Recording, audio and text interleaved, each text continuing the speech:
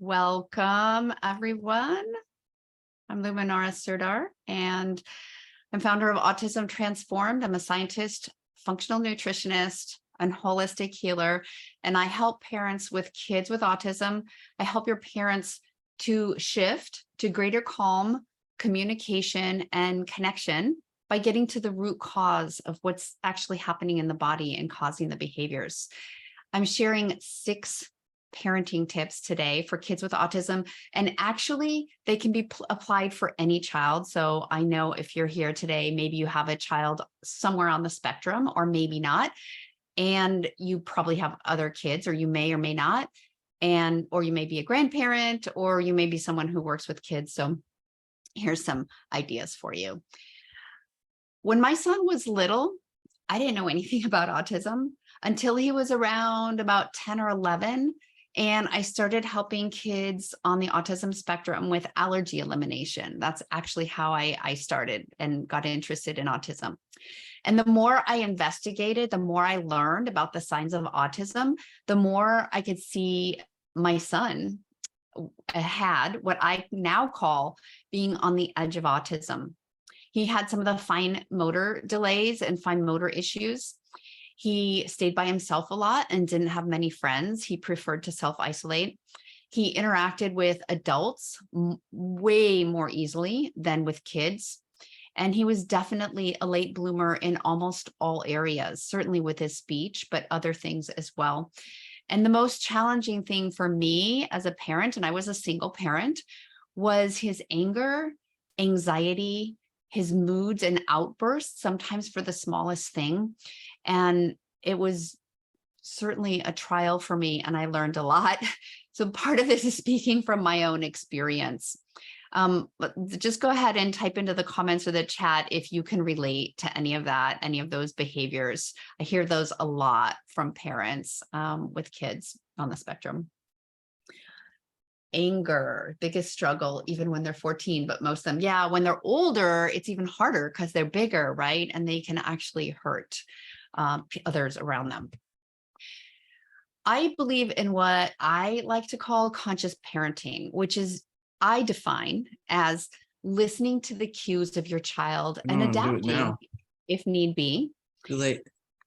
Can you mute everyone, please? Thanks. Except me. So listening to the cues of your child and adapting if you need to help him feel safe and heard and empowered. I feel this is really important for adults, but for kids too. Lots of holding. So part of conscious disability. Yeah, thanks. So part of conscious parenting is lots of holding and closeness and cuddles. When my son was a baby and a toddler, I wore him in a sling. I co-slept. It was to help him feel safe. He had a rough entry into the world, actually. I always would consider my son as intelligent and able to understand what I was meaning, right? What I was transmitting, even if he didn't understand the exact words I used. I remember one time being in a public restroom when he was probably only a couple of weeks old, talking to him, changing his diaper as if, telling him what I was doing. And some woman in the stall was like, "Who are you talking to? Are you talking to a baby?" And I was like, "Yeah, I want him to know what I'm doing." So I always treated him from the beginning as if he was understanding me. And setting limits and boundaries. Again, this is for safety. So the important ones, and then letting go of the not important ones. I would let him express his feelings in the moment, because I have this belief, and I've seen it in so many people I've worked with, that if we don't process through our feelings now, they're going to get stuck in the body, and it'll come out later in different ways, sometimes in physical or emotional problems. I would always treat him with respect, as I would any other person, adult or child. And I used a type of play therapy where he got to be in charge, which empowered him and built confidence. And I'll go into that a little bit. Let's start with the tips. Tip number 1, watch and learn from your child's behavior, right? My child was my best teacher. He's almost 25. He'll be 25 in about a month. But boy, did I learn a lot from being a parent. And the greatest thing he taught me was patience. So watch and learn from your child's behaviors, even if they're nonverbal. Do your best to correlate what happened just before the behavior, right? A behavior can be anxiety or anger or an outburst or, a stim or something. So I know it's easier said than done. This requires putting on a detective hat and watching and learning, right? The intention here is to learn what your child's trying to tell you through behaviors. Most of our communication is actually not verbal. Most of our communication is through body language and our energy and our tones. So if you learn what your child's trying to tell you, you can better respond to her needs. Keep a journal or diary of what they eat and the behavior within the next 2 or 3 hours. Are they upset? What gets them upset?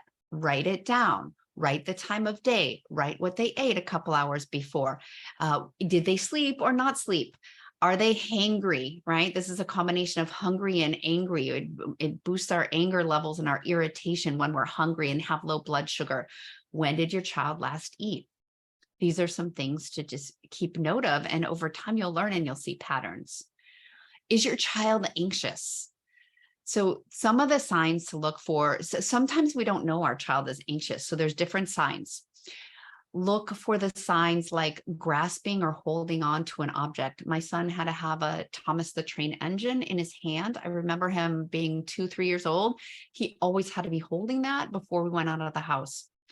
That was his kind of safety object, right? It could be a blanket, a stuffed animal, or something, some other object your child holds onto that you're like, what the heck are they doing? It's a sign of anxiety, right? Going out into the world is anxiety producing. It's fearful.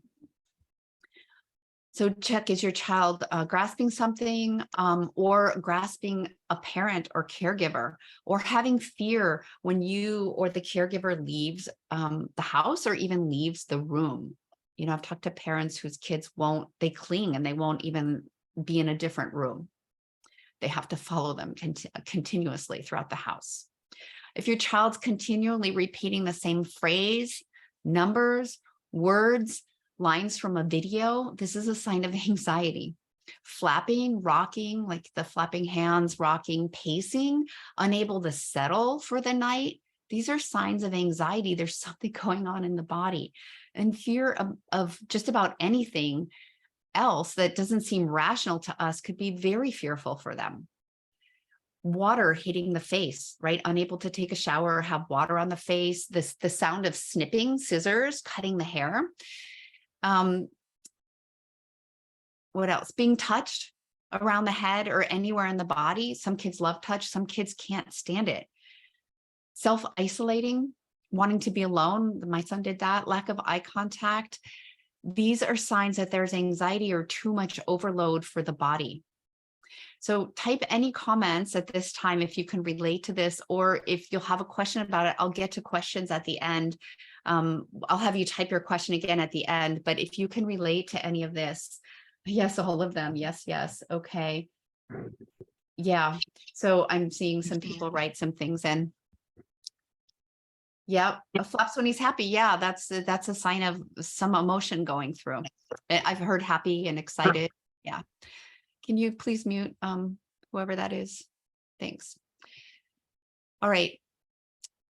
The next thing is look for your child for signs that your child's asking for attention. And I'll give you a story, an example of, I met with a 12-year-old very severely autistic boy and his mom. We were in a Whole Foods and it was breakfast. So I had my breakfast food in front of me. And at some point he didn't have good motor control and he used a communication device like an iPad to type out what he wanted to say. He was very intelligent. He used his hands to grab my carton of food. And I said, "Are you hungry? Do you want some?" And he typed on his device, "Don't eat that stuff. It's not good for you." So like I said, he's very intelligent. He kind of had this sense. He also tried to reach for my Fiji water, my bottle of water. And to me, his mom kept moving it out of the way because she wanted to have a conversation with me. And his mom kept moving it out of the way. And I said, "Oh, do you want some of this? Let's pour some into your cup." And he drank it like he was in a desert and didn't have water for a week. He really wanted it. And the last sign that he showed me that also his mom didn't get because she was so focused on having a conversation with me is at some point he soiled his diaper and he was reaching for the napkins with his hands again like this. And he was reaching for the napkins. And immediately I just thought, wow, he wants to be cleaned up. He doesn't want to sit in his own mess. And his mom just kept moving the napkins away. So these are the times when I ask you to pay attention to what your child's trying to tell you. And maybe you already do. Great if you do. This is for, us. We can all do a little bit better at some things. I also look for signs that sensory input is too much for what their brains can handle. And you probably already know this, right? When your child does this, like in a public restroom, when the toilet flushes or the hand dryer goes on, that's too much stimulation. When the vacuum goes off or the blender or the lawnmower, it's too much. What you and I hear is kind of an annoying, louder sound. It could be actually painful for your child. And I just talked to a friend of mine who's on the autism spectrum. He's older. I think he's in his 50s or 60s. And for the first time, he enlightened me about eye contact, lack of eye contact. He said when he was younger, he's learned to make eye contact, but he said when he was younger, it was when his mom would look him in the eyes and ask for her to look at him. It was way too much visual stimulation. It was too intense.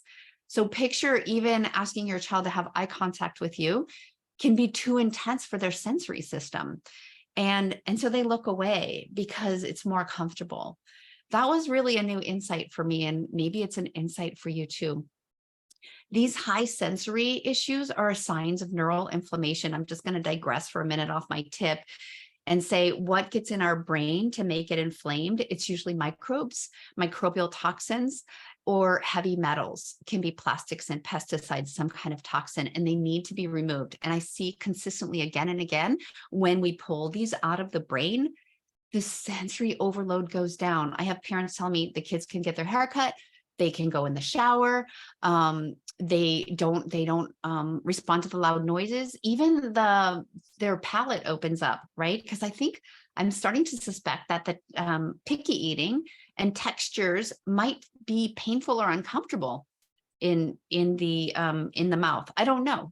You can tell me what you think, because I'm suspecting that when our kids eat certain things, whether it's taste or texture, there's a different sensation than when you or I might taste or feel, and it's annoying and hard for them.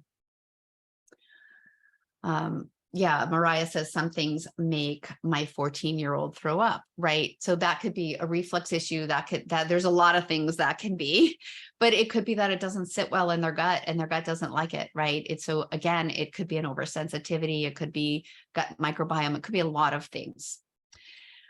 So that's why I talk so much about getting toxins out and doing it in the right order and opening up the whole body. Like, we want to pull the toxins out of here from that neural inflammation. But before we can do that, we have to make sure the freeways, right, the pathways out of the body are open, and that between the neck and the colon tend to be the problem. So that's why when I talk about drainage, I talk about opening up those systems from the bottom up in the right order. Otherwise, if you try to move toxins, pull toxins out of the brain, they can just change around and they cannot go anywhere. They can sit somewhere else in the body and create more harm. Okay, so I'm going to stop that and go on to tip number 2. Take 5 minutes for yourself in the morning to do some deep breathing and start your day with calm. This is for you, mom. This is for you, dad, but it's also for your child. The intention here is to start your day with calm and to also transfer that skill to your child. So even if you have to go in right away to be with your child, when he or she wakes up, you can still do this deep breathing with them. They will co-regulate to your breath. I'm going to describe, of course, you know what deep breathing is, but I'm going to describe a specific method of deep breathing that I'm going to encourage you to do. And then we'll do it together. We'll practice. We'll take 3 deep breaths together. One sec. So here's the description. You don't have to start it yet. What we'll do is we'll take a deep breath in, and you're going to feel it go to the bottom of your lungs. And a lot of us don't take enough don't do enough deep breathing during the day. You're going to take this all the way. Imagine it's going all the way to the bottom of your lungs as you breathe in. Your ribs are expanding out to the side. Your ribs expand out from your back. So this is a 3-dimensional deep breath. And when we inhale, we'll count to 4. If you can't inhale for 4 counts, that's fine. Do 3 or 2. If you can inhale for more than 4, that's fine. Do 5 or 6. Usually, the more we do it, the more counts we can have. We're going to inhale for 4 counts, hold your breath for 1 count, exhale 6 counts. Our exhale is always going to be 2 counts slower than our inhale. That helps our body go into rest and digest mode. So we're going to inhale 4 counts, hold at the top, exhale 6 counts, hold a beat at the bottom, and then we'll do it again. Inhale 4 counts, hold, exhale 6 counts, hold. And we'll do this 3 times together. Okay, you ready? We're going to do 3. You can keep going when we're done. So I'm just having you exhale all your breath out. And I'm going to use my fingers to indicate the counts. Okay, and let's go. Inhale. Hold, exhale.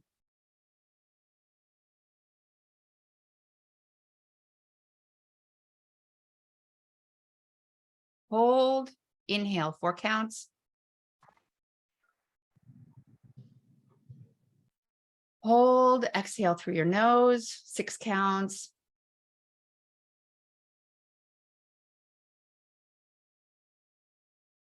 Hold, inhale through the nose.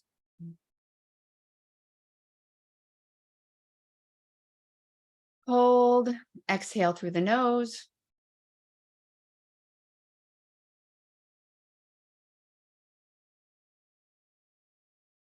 You can keep going if you want. I'm going to talk a little bit more. I'm wondering if you noticed, type, let me know if you noticed, did your shoulders and neck relax a little bit? Did you feel lighter? Did you feel any other sensations?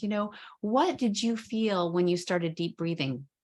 I have a meditation teacher whom I love. Her name is Tara Brock. And what she does, I've done a lot of guided breathing and meditation with her. And what she does is she will actually say on the exhale, she'll say, letting go, letting go, letting go. So I encourage you to also use that little mantra, letting go, letting go, letting go.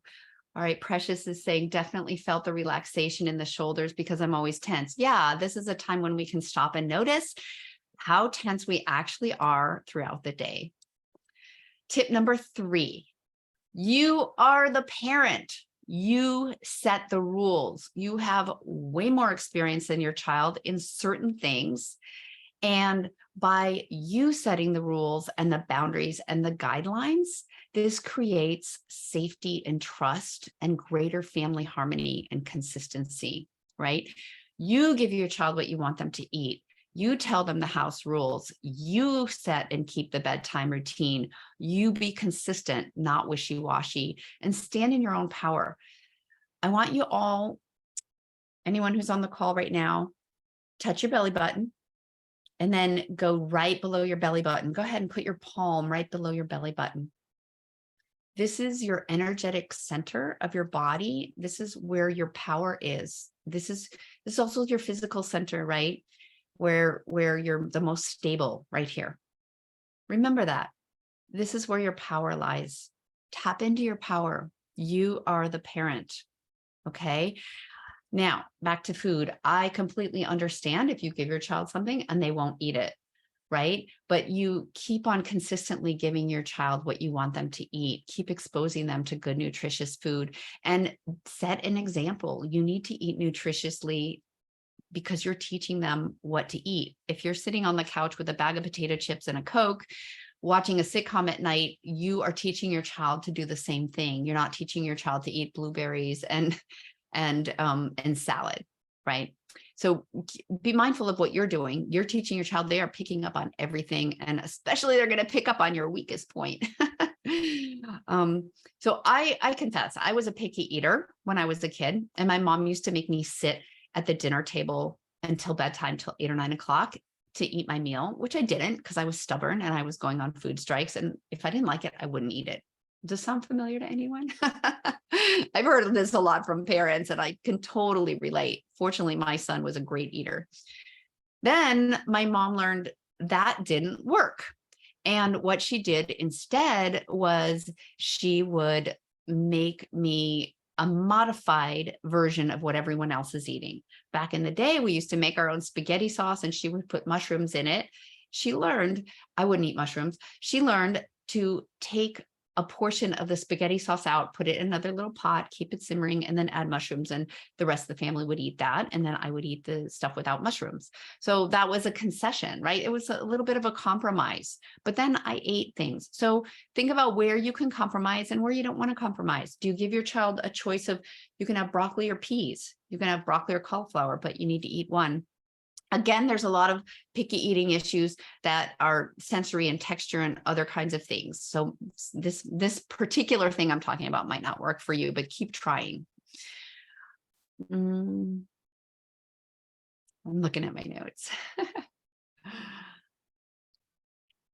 So this, what I just talked about, the picky eating, it's another opportunity to see what your child is liking and not liking. And like one of the moms said here, her son throws up when he eats sometimes. So for you, I would say, what are you giving him that makes him throw up? Is it consistently the same thing, the same texture, the same, is it protein? Is it carbohydrates, right? What is it that makes him throw up? So notice that.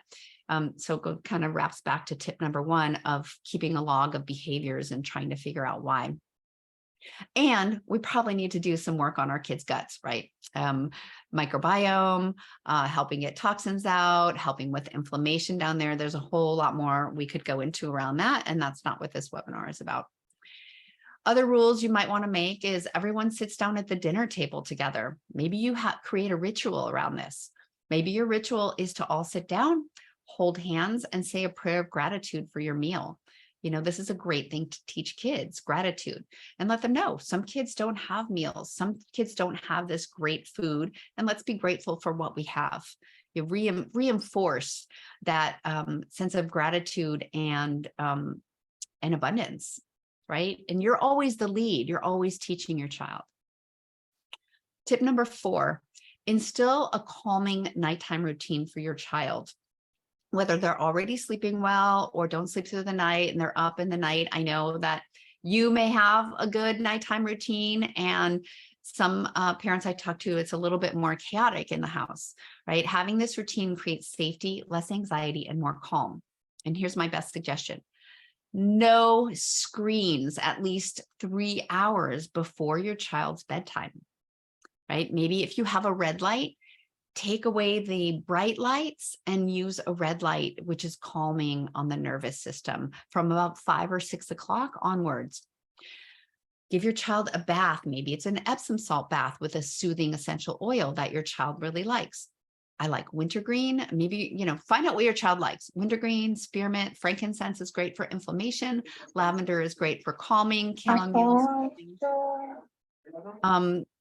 A combination that helps really to put our parasympathetic nervous system in dominance. What does that mean? It means it puts us in rest and digest mode and kind of gets us ready and wound down. A combination of lime and clove. You could put that in the bath water. You can rub a little bit on their pulse point, their neck right here.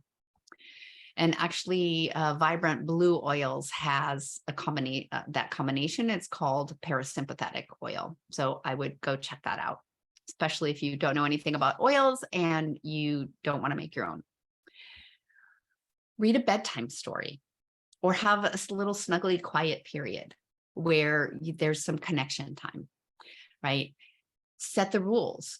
Do you cuddle for 5 minutes or 10 minutes before turning off the light? Do you leave a night light on and the door open a crack? Do you stay with your child until he falls asleep? Whatever you decide, it's up to you, and work it out. It's, again, a little bit of a negotiation, especially if your child has high anxiety. but stick to it, like be really consistent. And then make sure you turn the Wi-Fi off at night. It's not part of it. I guess it is part of a bedtime routine, but it will help your child sleep easier. Tip number 5, create and keep a known routine throughout the day, right? This also helps create safety, less anxiety, and more calm. Maybe you have a chalkboard or a whiteboard in the kitchen, or, a frequently trafficked area of your house where you write the schedule on the board and you say, this is when we have breakfast, this is when we leave for school, this is when whatever. Even if you think your child doesn't understand time, they'll get the order and sequence. And stay consistent with it. If you are going to change it, then you're going to say, today's a special day. We're not going to follow this. We have an appointment. We're going to do this instead. And do what you say you're going to do, right? Don't vary from that. And that'll build a lot of safety and trust with your child. Tip number 6, instill what I call special time. And the intention here is to gain greater cooperation by empowering your child. When kids are young, they might feel pretty powerless. This is where the terrible twos come in, where they start finding their own power. Sometimes this is delayed in kids with autism, right? Sometimes it's not till 5 or 6 or 7 years old that they're reaching their terrible two stage. And it's very confusing for us as parents because you're like, wait a minute, what's going on? They're just catching up developmentally. So keep that in mind, right? So kids want to come into their own power and they want to find out who they are. And something I did with my son when he was really little, I remember he was 2 or 3, was called Special Time. And I had the good fortune to work with a woman named Patty Wipfler. This is when I lived in the San Francisco Bay Area, and she introduced me to Special Time and other empowering parenting skills. In Special Time, you set a timer. So maybe it's 10 or 15 minutes, maybe it's half an hour. You set the timer, and this is a safe space for your child to be in charge, right? You tell them that they have your complete attention. They will tell you what to do and how to play and who you want to play with, what characters, what toys, how to move them.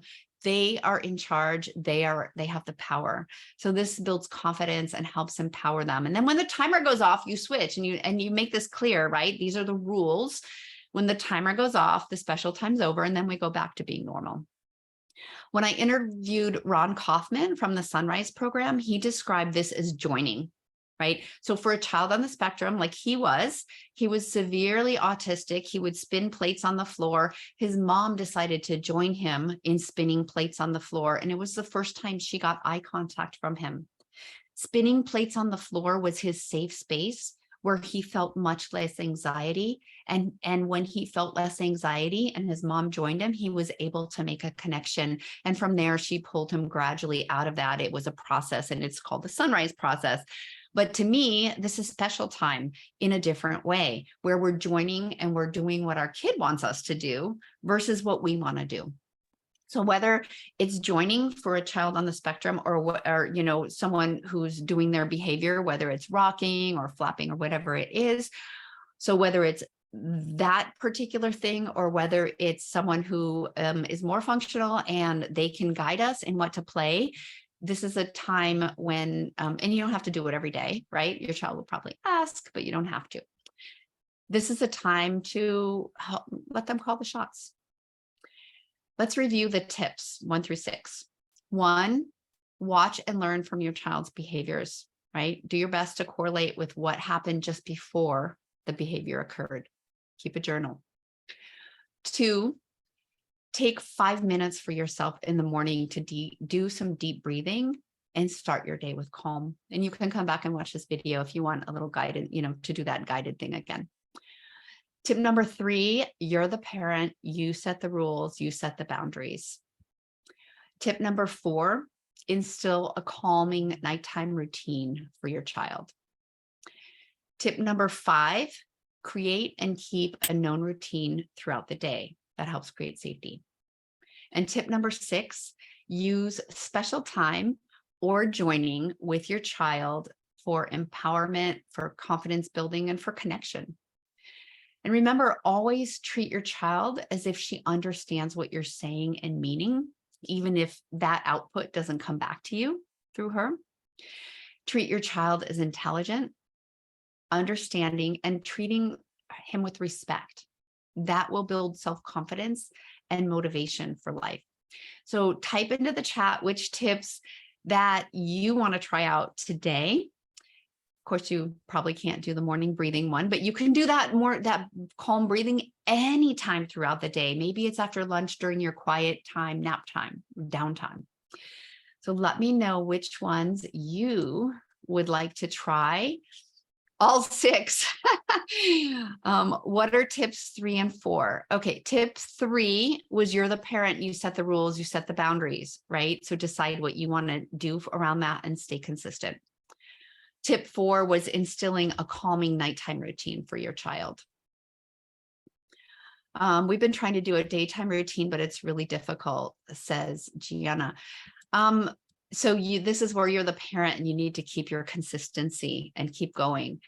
And like I said, it's easier said than done, right? This is where, one, we're learning from our kids all the time. And 2, we are adapting and compromising and, learning really how to be the best parent we can be. It doesn't all happen like that. It actually takes, kind of a lifetime. Sorry to say that, guys. Routine in the summer is hard with more sunlight at night. That's true, May, but perhaps you do have a lengthier day and then a nap time, right? Your child stays up longer in the day and you have a shorter nighttime, because that's kind of our natural rhythm in the summer. And then maybe you have a quiet rest time where your child actually sleeps or at least rests during the day. What was number 5, Ginny? Number 5 was having a known routine throughout the day. Let me go over them one more time. Number 1 was watching and learning from your child's behaviors, keeping a journal and learning from that, and then adapting to that. Tip number 2 was taking 5 minutes to deep breathe for yourself in the morning, and you can do that any time of the day. Tip number 3 was you set the rules because you're the parent and you set the boundaries. Tip number 4 was to instill a calming nighttime routine. Tip number 5 was to have a daytime routine that you stay consistent with. Tip number 6 was using special time or joining with your child. All right, I'm just going to check. Oh, I realize I didn't pin myself. All right, here we go, live and learn. I'm not seeing comments on the Facebook page. They're not coming up for me. So if anyone from my team can type them into the chat, it's not loading for me. You're welcome, Ginny. Okay. What happens when both parents are not on the same page on nutrition? It's a process to work with a partner who has different eating habits.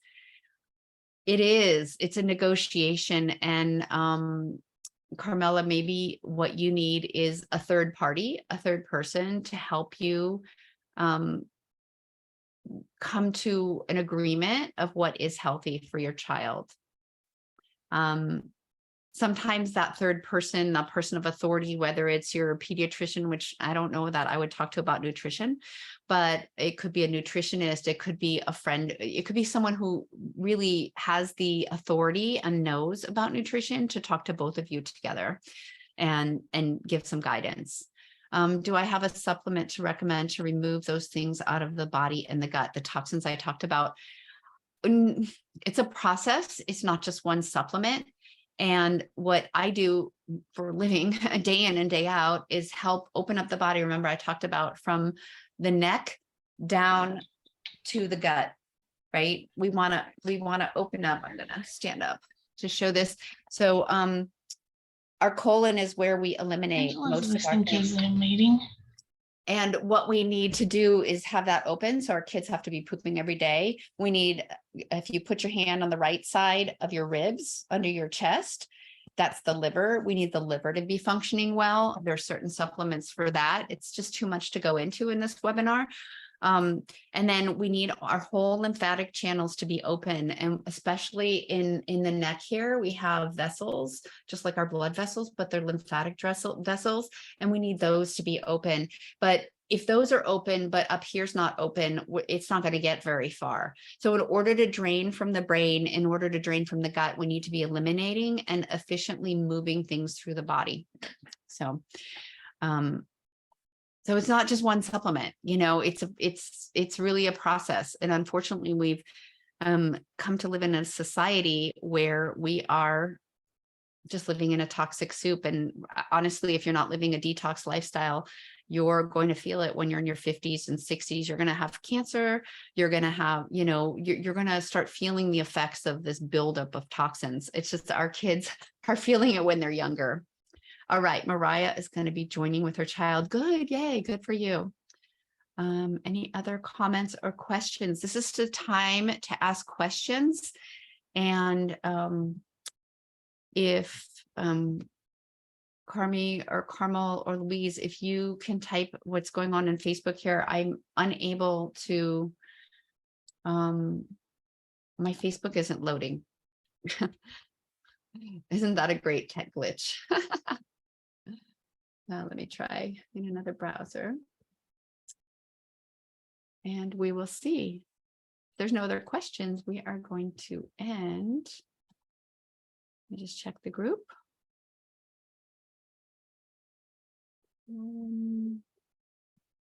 Thank you so much for the empowering tips. You're welcome, Precious. That's awesome.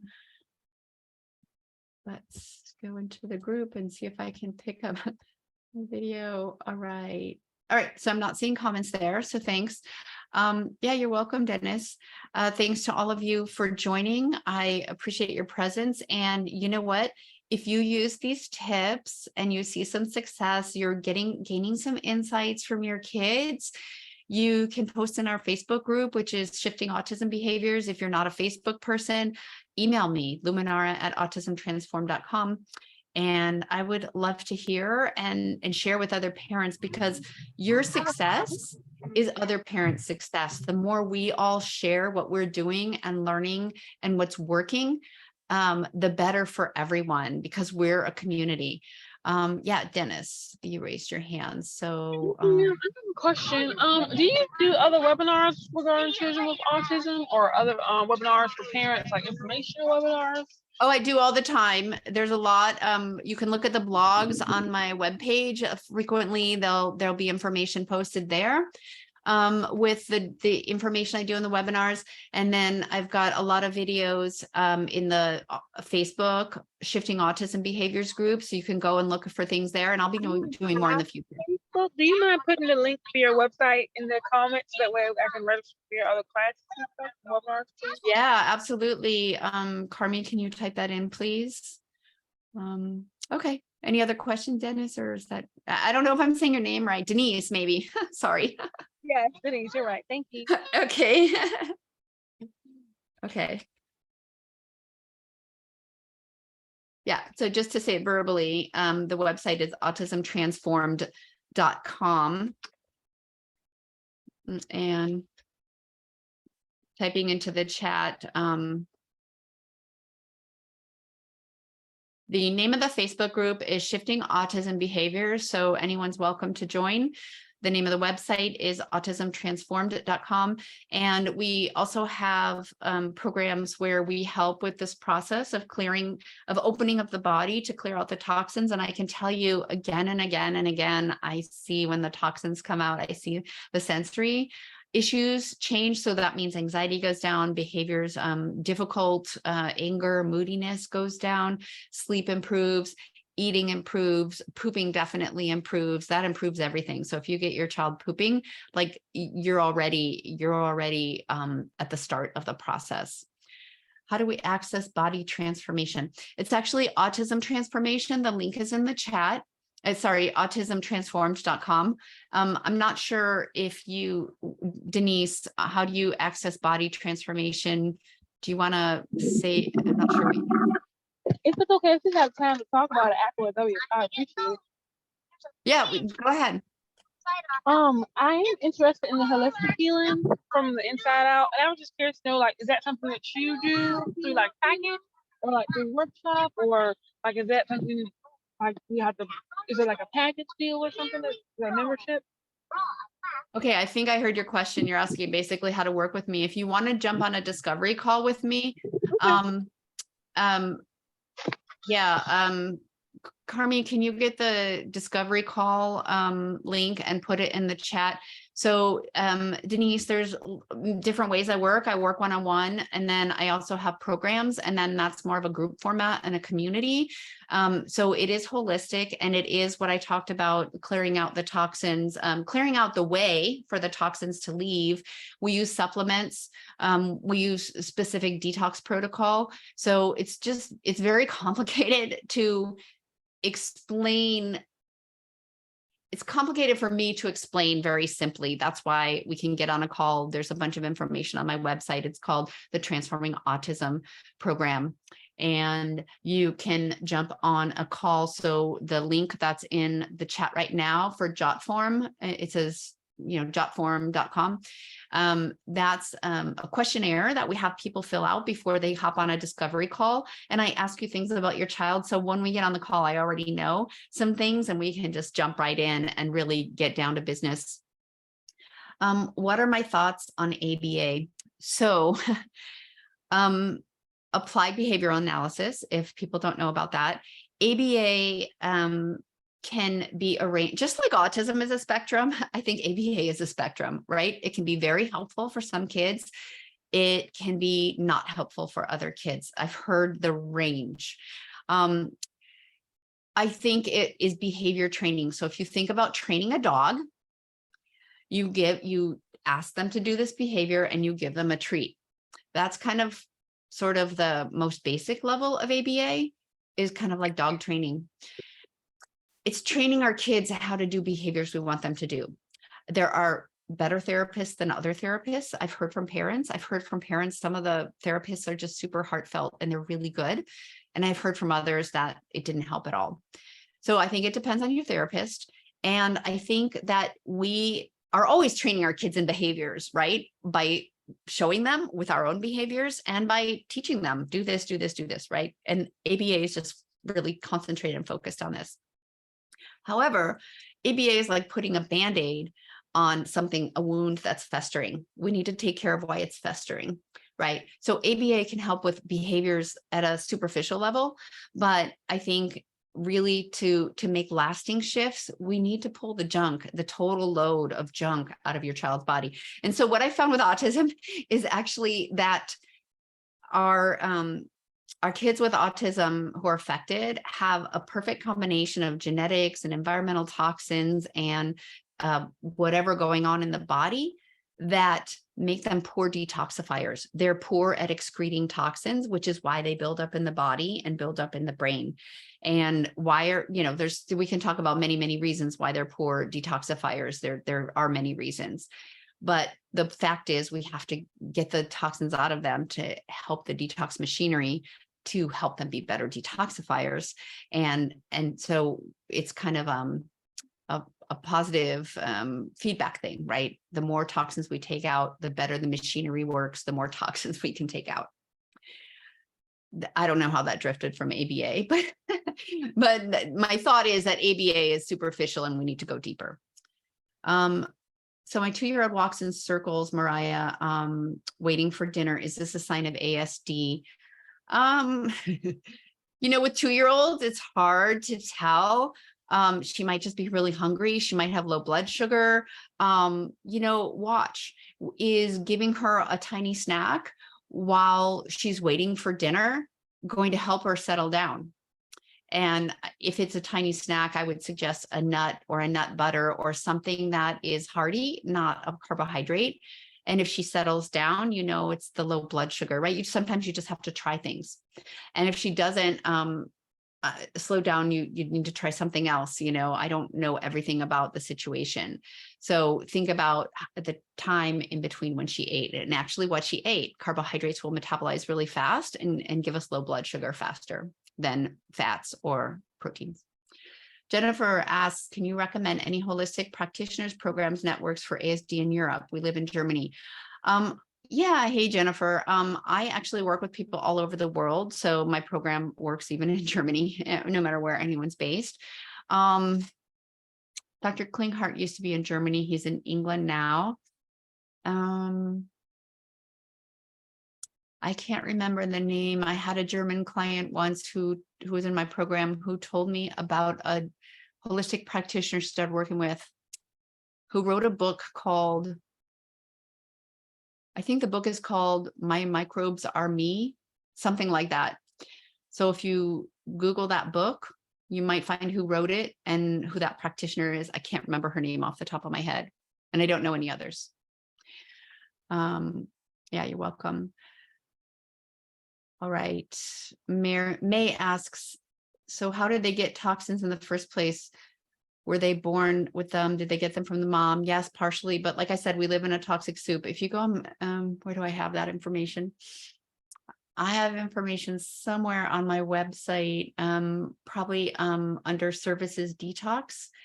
And I talk about all the different ways we get toxins. We get them from food, air, and water. And you know what, you guys, it's so normal. We think it's normal. We think the new car smell is normal. We think using dryer sheets that stink, that have a smell, and laundry detergents and dishwashing detergents and all these things, air fresheners and all these artificial scents, we think they help us. They actually harm the body. So think about all the hidden ways that you might be breathing in toxins, putting them on your skin or your child's skin. Look at the ingredients in your products. So these are the ways they get into the body. And through the umbilical cord, for sure. There's lots of research on that.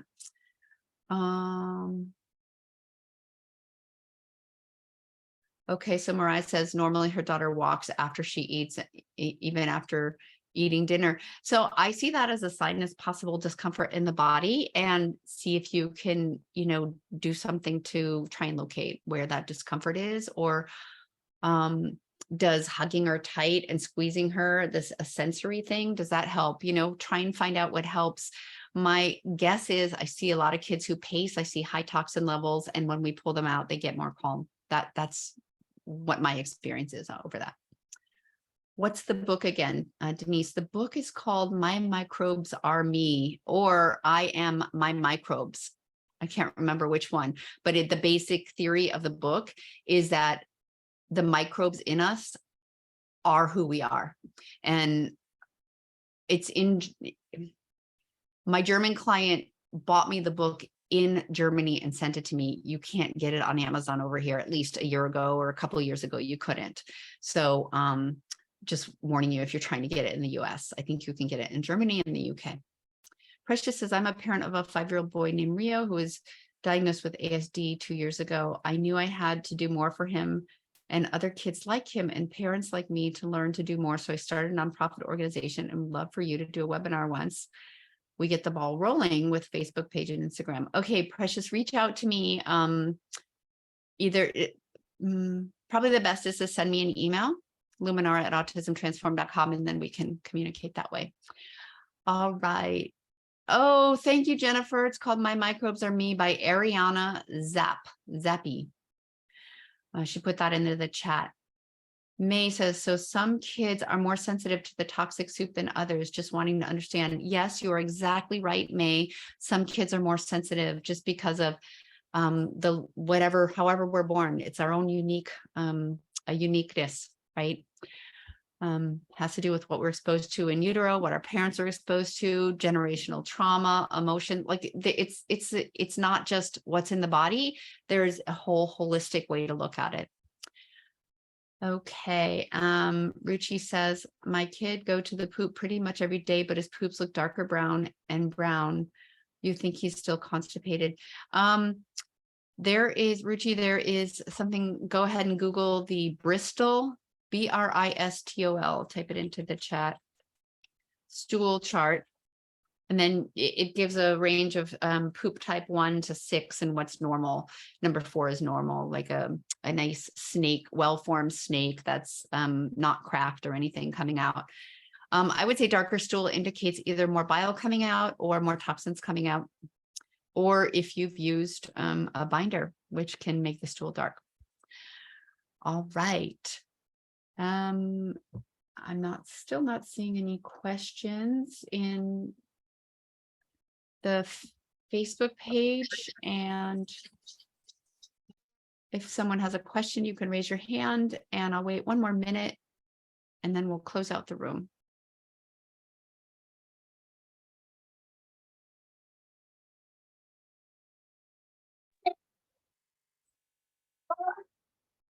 Okay. All right. Well, again, I thank you all for being here. I love feedback. So please, please let me know what you do from these parenting tips, how they help, what you learn. Because again, we're a community and we all help each other. So if Denise, you try something and you write and Precious learns from you, then that's awesome. So thank you. Hi, Maureen. So good to have you here. You're welcome, Maureen. I'm going to call you. I'm going to contact you. All right, everyone. Thank you so much and have a great day. Bye-bye.